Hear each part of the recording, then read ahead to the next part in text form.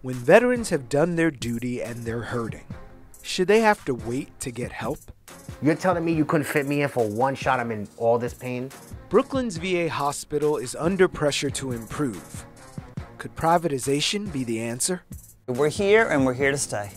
Two veterans of two different wars, finding meaning in their photography. For one, there's solace in surfing. The other came home to a country as divided as it is now. If you served, you were considered a baby killer and it was a bad war, and in fact the people stopped the war. This week, veterans, and a brand new museum built to honor them.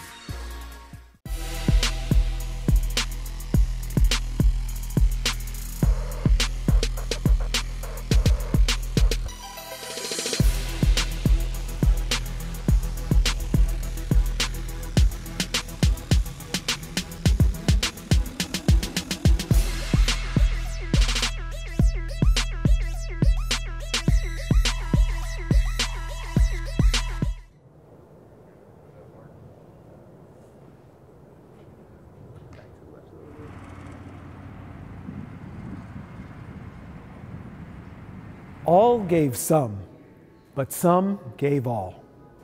And now there's a site designated by the U.S. Congress to recognize and honor their experiences. Here at the National Veterans Memorial and Museum in Columbus, Ohio. 3 years after groundbreaking, the 53,000 square foot museum and 2.5-acre memorial grove on the riverfront in downtown Columbus is set to open just days from now. Taking in its sweeping views and spiral design, it's easy to be awed. But the space is more than an architectural spectacle. What started as an idea from late Senator, astronaut, and Ohio native son John Glenn is now a fully realized manifestation of the museum's foundational pillars: honor, connect, inspire, and educate. Innovative interactive exhibits shrink the decades and let museum goers learn the history of the modern military, while the open-air grove offers the opportunity for quiet reflection on the service and sacrifice of our nation's 40 million veterans. From Deborah Sampson, a teenage girl who disguised herself as a boy to fight in the Revolutionary War, to former U.S. Army First Lieutenant Joshua Mance of San Jose, California, a Purple Heart recipient who was inspired to serve after the September 11th attacks of 2001. There are currently 1.3 million active service members in all branches of the U.S. military, with some stationed in Japan, Germany, and South Korea. This week, we're presenting a look at life in Brooklyn on the other side of active service by taking a wellness check of our borough's VA hospital and exploring the bond between a teacher and student whose service was separated by decades. Just a few more stories added to this American tapestry as we go in on veterans.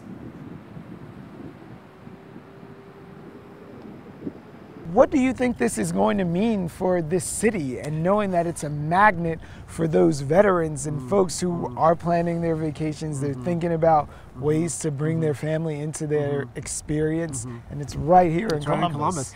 Fun fact, the museum actually was conceived of as a state veterans museum 5 years ago when they kicked off the project, and over the course of conversation with veterans, with U.S. senators, the team realized there was no National Veterans Museum. Right?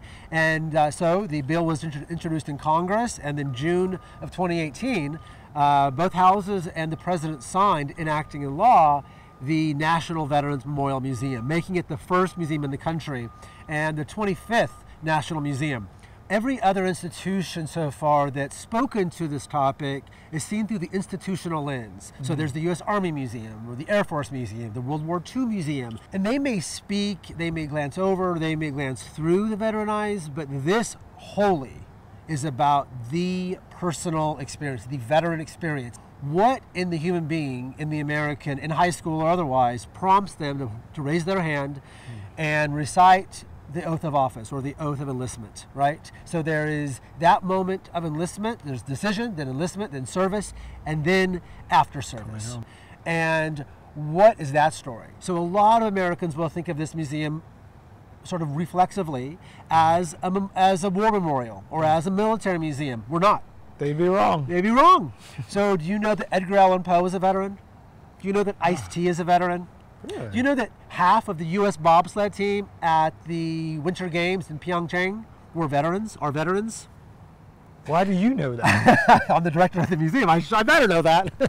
So our stories, our exhibitions, our public programs will move way beyond the bullets, flags, aircraft carriers, and jets. We'll tell those stories. We have to. Yeah. I myself am an Army veteran.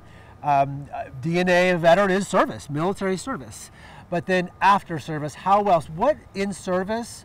What do you learn? Who do you become that prepares you, or why do you have these significant impacts on American culture, on the American zeitgeist, on the American economy? Right. So we will tell those stories of veteran as Olympian, veteran as artist. America's not expecting that narrative, and that's one of the many narratives that we'll tell at the National Veterans Memorial and Museum.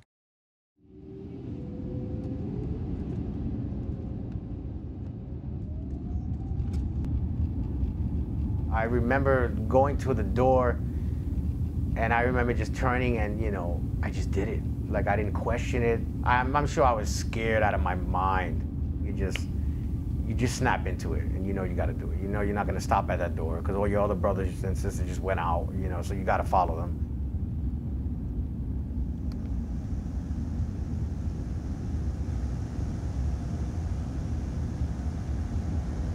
We were jumping for President Bush. We were doing like a whole airborne show. And I came down and I noticed that I was oscillating, so I was swinging back and forth. And, you know, once you see that, it's a problem, especially if you oscillate up and now, you know, you come in. I landed on the tarmac, landed on my head first. And I woke up to the medics, you know, the whole shebang. And they said I had a concussion and, you know, I was throwing up and bleeding and all kinds of craziness after that.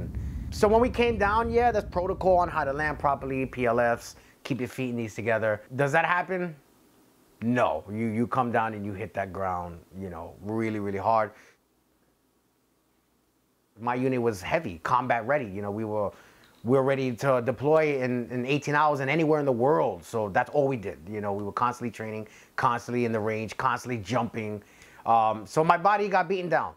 And now I'm feeling it. Now my lower back, I got 3 herniated discs, 2 mild, 1 fully blown. And both of my knees are starting to get painful now every day.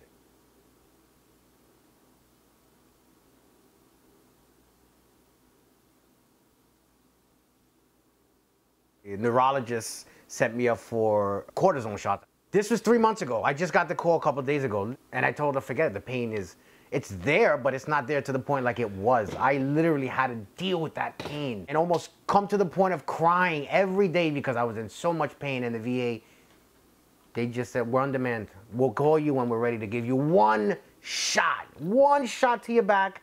I know it's not that easy, but you're telling me you couldn't fit me in for one shot? I'm in all this pain. It's really a mix of veterans from the Brooklyn area who come and use VA.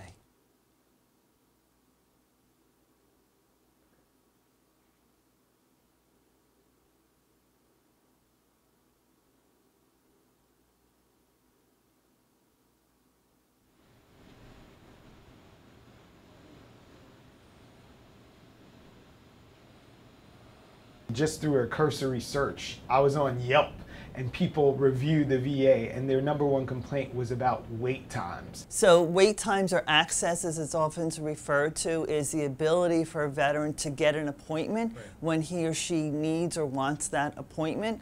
I'm happy to say that across New York Harbor at all of our sites, we don't have an access issue. A veteran can get an appointment when he or she wants. If they're not getting the service or turnaround that they feel they need to let us know. When our veterans walk through, I am very confident that we have the staff and the quality of staff that we need to provide them the best care.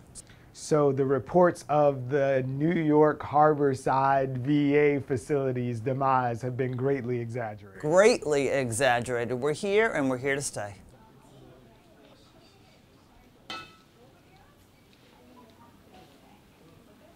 I served in the United States Marine Corps from 2000 to 2005. I was engaged in Operation Iraqi Freedom 1 and 2. I injured my back as a result of just getting knocked down from something that happened in Iraq. I was on the bottom of a pile of rubble, and it was an explosion that went off. And as a result, I hurt my shoulder and my back. I lost hearing in my left ear. I ended up making a claim. It took so long. You know, you're basically like a guy with a map. You don't know how to read this map because it's in a different language. So you start off like, I gotta ask somebody. You go to ask somebody. They tell you gotta go to this room. This room's like, we don't do this. You gotta go to that room.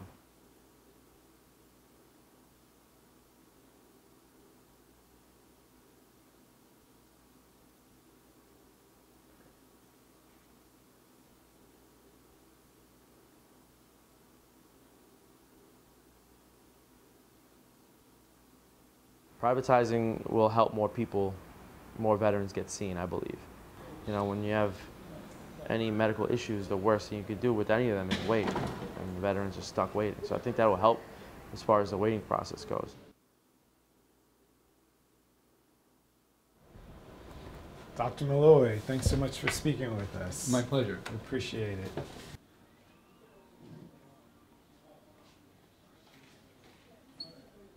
What would that mean in a Brooklyn context if Harbor was suddenly privatized? So privatization means a lot of things to different people, but if a patient were to go out into the private sector, I think what they would immediately find out is that things are a little bit more fragmented. They have to manage their care a little bit more than what happens at the VA. Privatization, it can be politicized because it's in the news right now, and it's something looking at the future of the VA. There are certain areas in the country where the veteran population is expanding quite a lot, where the current VA system cannot meet their needs. So for those facilities, to have the ability to work with the private sector, it is a tremendous benefit. We're one VA in the country that we do not send a lot of patients out into the private sector. Our mission is to continue to provide the full scope of services.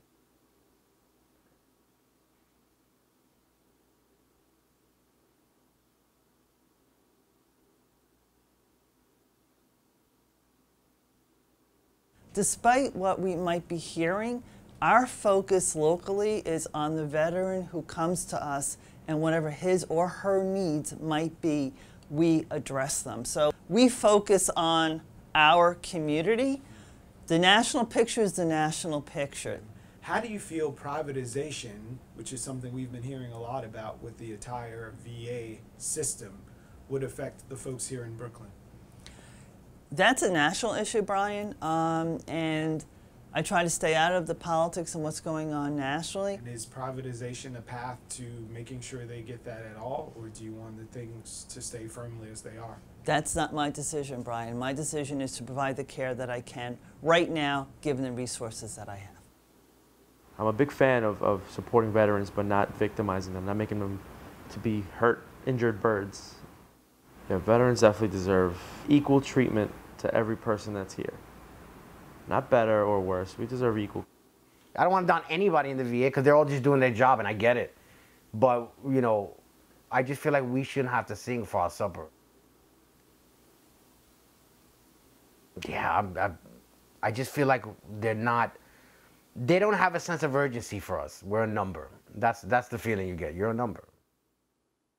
So this is a National Memorial and Veterans Museum, but it's really a place for living history, as referenced by this. And this is a sound booth to record personal narratives. And so a chair here with this interactive here, a veteran comes in, says, I'm a veteran of this branch of service, etc., or their family member or friend sit here and record a personal narrative. We have a whole generation of veterans, World War II veterans, who are now dying, and in several decades we'll have no more. So all the more critical to record their personal narratives in service, post-service, pre-service, what inspired to enlist, right, to serve their country, as well as their family and friends. Giving a voice empowers, right? Giving a voice underscores how important, how significant every citizen in the country matters. It's not just the biggest voices or the richest voices, right?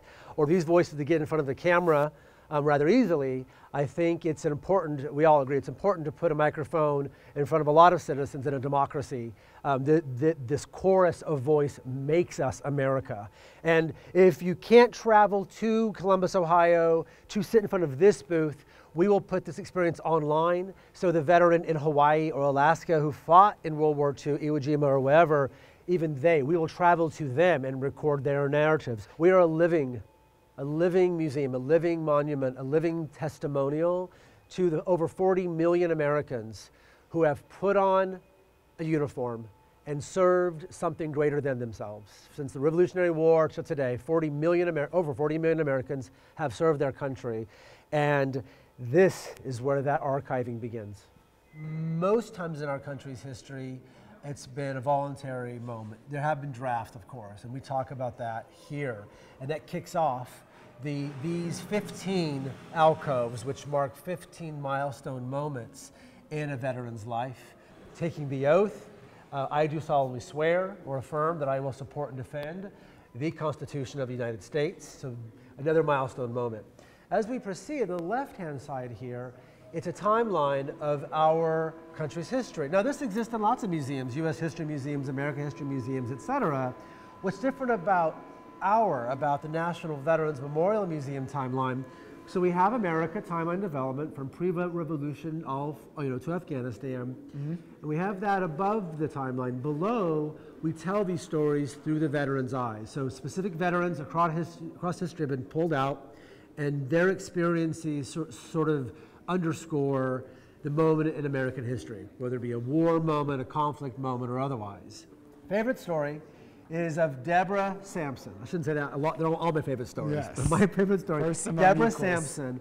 So, Revolutionary War, Deborah Sampson was a woman. She could not fight in the military, right? Only men were allowed to. I've heard someone on staff refer to as the first RuPaul, right? So what'd she do? She dressed in drag. She sissied that walk. She sissied that walk. She donned a men's uniform and she picked up a rifle and she fought the Brits. She fought the Brits.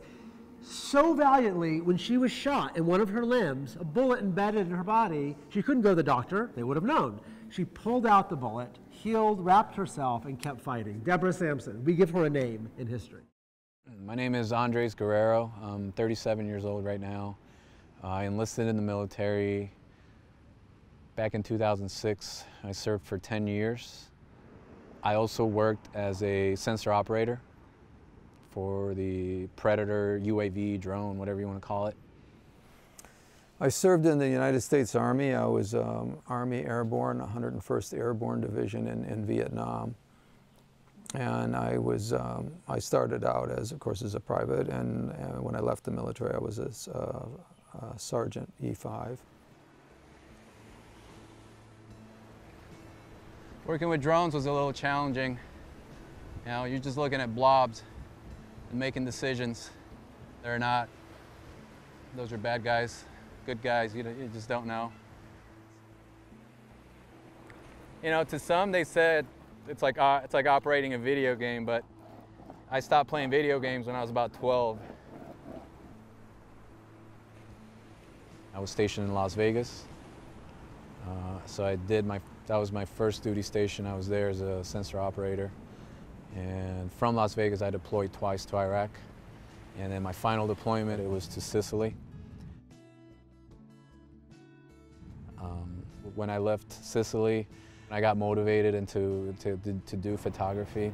It keeps me honest and it keeps me relaxed, mainly. But I did sign up for a class for this upcoming term for the fall. It's a lighting class. For me personally, I like capturing moments out of the ordinary. And if I see something that I like, I'll just snap it.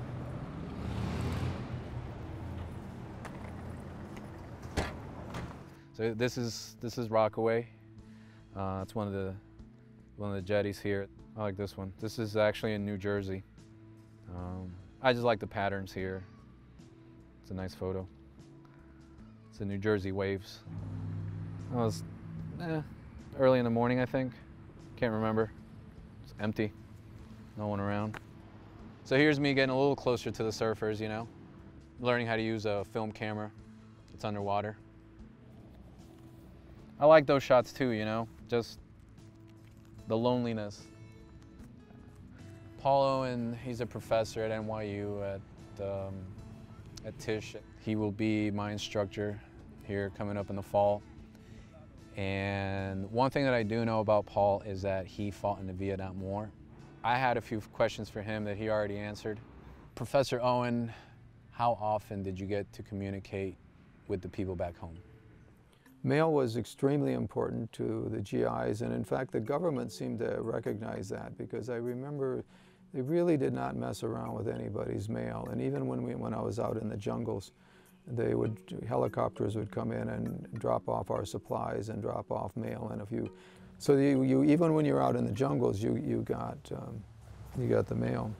One of the photographs that I took in Vietnam is I called a letter, and it was actually of my slack man, Larry Young. I remember leaning over Larry's shoulder when he was writing and just clicking. I had a little tiny plastic Kodak camera. His love letter home. In your opinion, has the public opinion of the military changed since the Vietnam conflict? I think Vietnam was unique in the sense that it was the only war that I know of that the United States has been in where the soldiers were disrespected. I think part of that was that the government really learned a lesson. They learned not to allow the public to see the war. And I recall when myself and other GIs that I knew of, when you came home, you took your uniform off and basically you didn't talk about it. I served with the long-range reconnaissance patrols for, I think, was a good 3 months probably in the jungles where we never came out. That part of my experience in Vietnam was probably the most intense. And you can see a soldier who's actually putting something on these sores that are all over his legs. I don't know if you can see them on the arm or not. I remember at one point when I was walking point, I was bandaged from my both elbows to wrists and both knees to my ankles. It was pretty intense. I remember the Vietnamese had a different BO, body odor, than we did also, because it was just, it's hard for me to describe, but it was just distinctly different.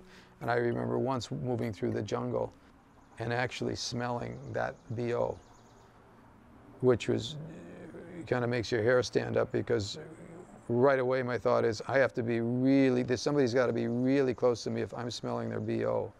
One of the radio operators was killed with a firefight we ended up getting into.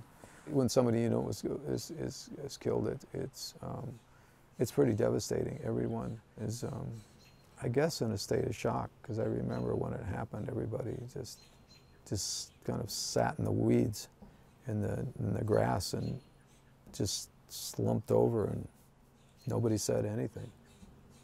When I returned from Vietnam, I basically wanted to just forget about it and move on. I didn't talk about it much. And I remember, I know a lot of guys had a lot of trouble. I remember reading about an awful lot of the soldiers had emotional problems, partially because of the combat. I think a lot of it was also because of the politics of the day, where if you served, you were considered a baby killer, and it was a bad war that, you know, people demonstrated against. And in fact, the people stopped the war. There was so many demonstrations that it finally ended up ending the war. One of the main reasons I think that I was okay was that I had an agenda. I had wanted to go to school. The reason I went into the military was to get the GI Bill, so that when I came out, I started school right away. So I really had a direction and a goal. Does New York offer programs so they can submerge themselves back into civilian life? The answer from my perspective is yes, because the things that I've seeked out, I've gotten. So if I needed counseling, I've gotten counseling. If I was in a financial bind, they have been there. There are programs, there are places to look into. It's just you gotta go out and do it on your own, man, and that might be the hard part. I think it does exist, you know, that post-traumatic stress syndrome from working the drones. You know, yeah, you do have to kind of make some decisions that are definitely going to alter someone's life forever. In reality, you know, things felt strange in my relationships, you know, with family or romantically. You know, I would just keep things in my head. You know, I find other avenues to deal with those problems, and being out in the water, just having the freedom to just, you know, look around and hear all the birds and the water, you know, the waves crashing, or your buddy, you know, paddling up to you saying hi, good morning. I mean, to me that means a whole lot. And so when you're out in the desert, you're out in the jungles, and you're out on the plains, whether in war or in peacekeeping, but you're far away, letters home, it's everything. It's everything. Personally, as a veteran, I recall so deeply, so warmly, mail call. Mail call. It is a powerful moment in the day, in the week, when the bundle of mail comes in and the sergeant, whomever, is standing there, and, you know, Vines, you know, and Bator, you know, and you get your package, you get your goodie bag, you get your letter. And so here we have some letters on display, actual archival letters. You know, we have lots of veterans in soldier homes, in hospitals, whose families have passed away, or they're isolated or alone, however so. So here soon on the floor of the museum, we will set up a correspondence exhibition. So you can pull up, I'm from California, pull up California, I want to write whomever in LA region. You write a letter, you find the name, you can begin correspondence through the museum first, you can choose to carry it on afterwards. But that, I think our veterans in hospitals and in retirement homes around the country, there's so many letters that need to be written, whether it's someone out in service now or that retired older veteran, wherever they are. Pack of gum, humor, a friend. That human connection is everything, and probably the most important thing you can do for a returning service member or a veteran today. Thanks for going in with us on Veterans. We hope it made you feel proud and grateful. If you want to check this out again or any past episodes of the show, you can find us on the web at youtube.com/BRIC TV. But from Columbus, Ohio, we'll see you next time.